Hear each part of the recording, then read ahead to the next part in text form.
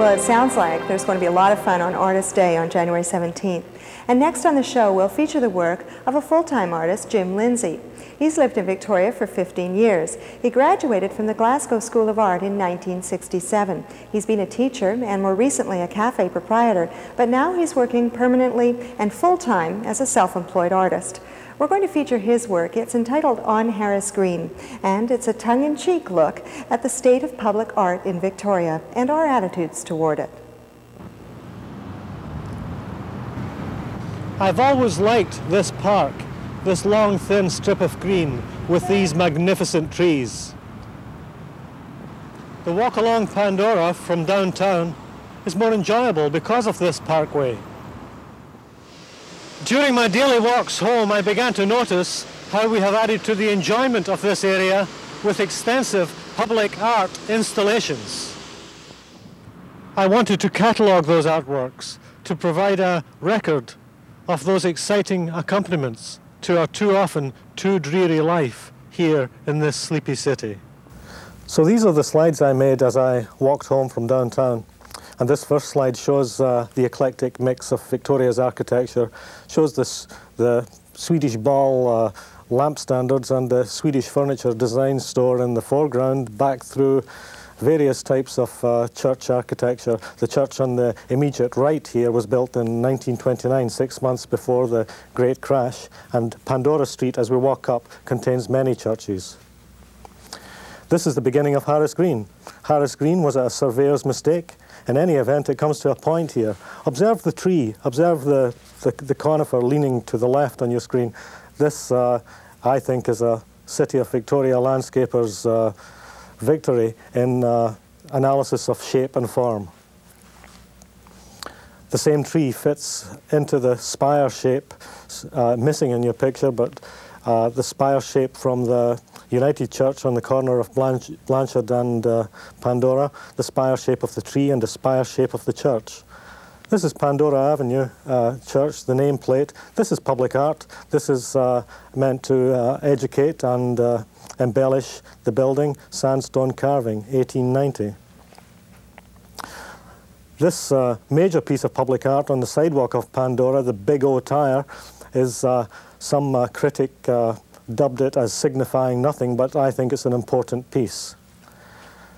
The nameplate for the Big O tire is a victory for the City of Victoria's design panel, and the City of Victoria, of course, has a full-time employee who places and monitors signage. This is a supreme effort on behalf of those City of Victoria agencies. Across the street, this evocative piece, the car on the pedestal ramming into the pole, is a piece which has elicited much comment from people. The exact significance of the artwork is disputed, but it is a terribly strong piece.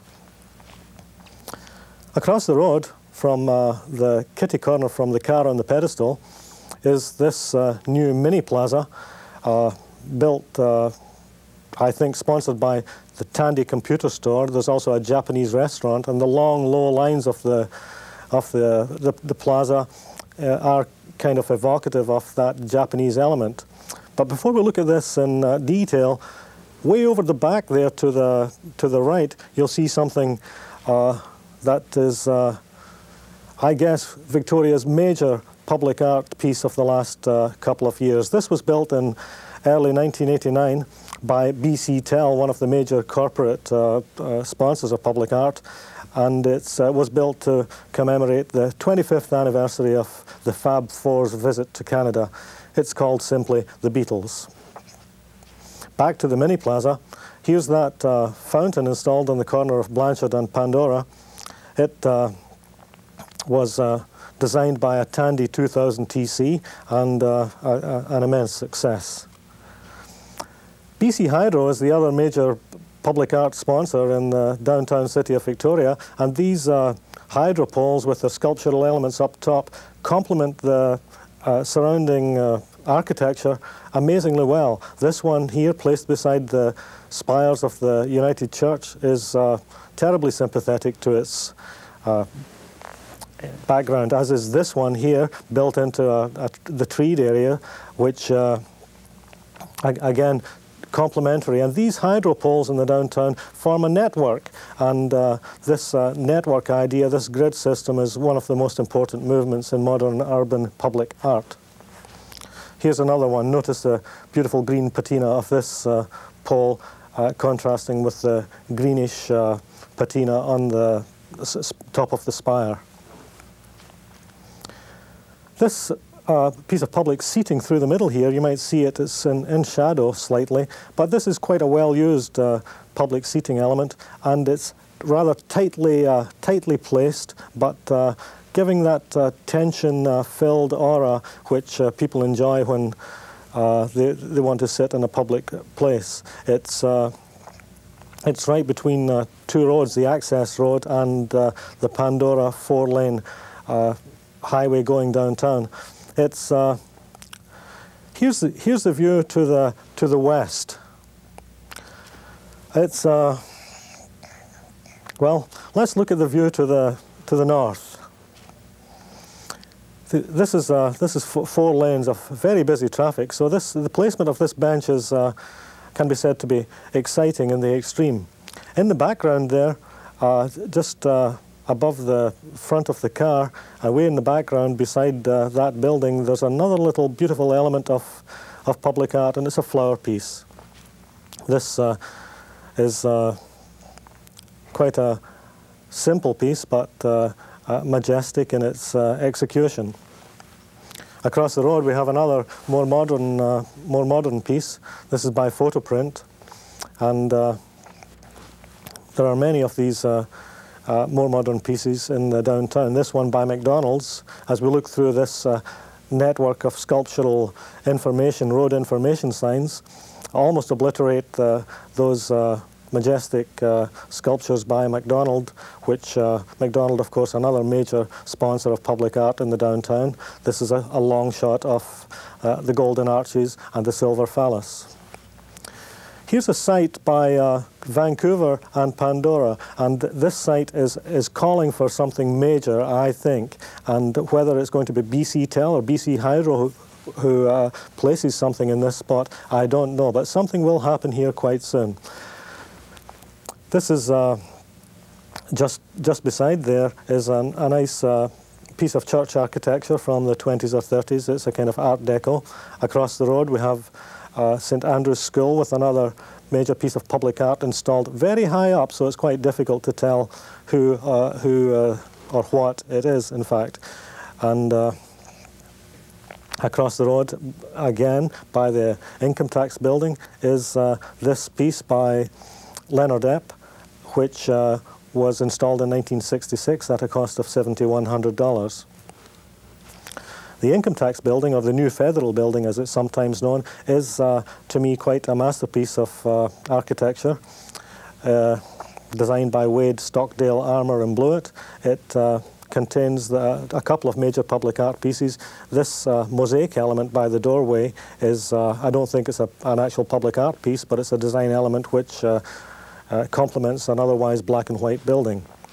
Right next door we have this very exciting new artwork. Well, at least it's about 1 year old. It's again quite sympathetic to the situation between the tax building and this other building from the 50s or 60s next door.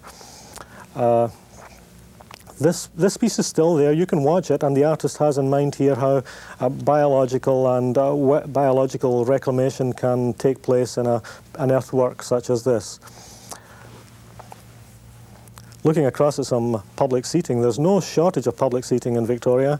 The middle bench works as long as nobody sits on it. The park has a couple of sculptural placements, a picnic table, garbage can and green bench. This is repeated on two different blocks of the park and is quite a strong sculptural piece. We'll see more of this later on. But you'll notice somebody using the park here, somebody fixing his bike on a Saturday afternoon. And what better use for the park? Better to take your bike out of the apartment before you fix it. Here's a long shot of the garbage can. Picnic table's on the left in shadow, you might not see it, and the park bench is on the right. But the placement of this garbage can right in the middle, 10 paces from the picnic table and the park bench is, again, makes for a tension-filled piece of public art. Looking across now at the last block of Harris Green, we can see in close-up now one of the major pieces installed on the corner. In fact, this shot shows us a couple of pieces. First of all, right on the corner of the park, we have I, Robot, a major public art installation, and quite sympathetic to the traffic, to the surroundings, showing the tension between the park and its urban environment. Across the road, this is a hydro pole you'll see in the middle, and it's installed 6 feet into the park. Again, BC Hydro has made some major contributions to our sculptural elements in parks, and this hydro pole, which is installed in the middle of Harris Green, 6 feet into the park, definitely shows the relationship between the trees, the environment, hydro, electricity, and so on. So I think it serves its purpose very well. Here's another colour pair.